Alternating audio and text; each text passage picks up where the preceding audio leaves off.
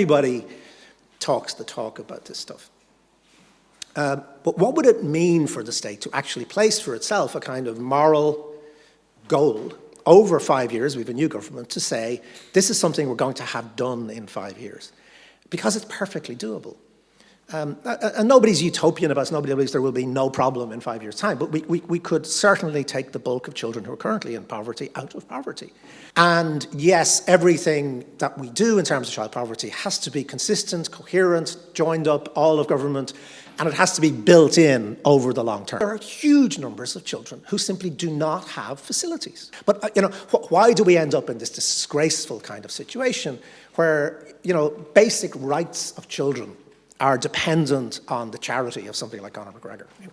One of the reasons why governments won't invest in children is because they don't see the return being connected to the investment. The costs of going back to school, are still a major source of stress and distress for a lot of families. These things could be dealt with as investments, right? It's set child poverty as the way in which we should measure the worth of our independence.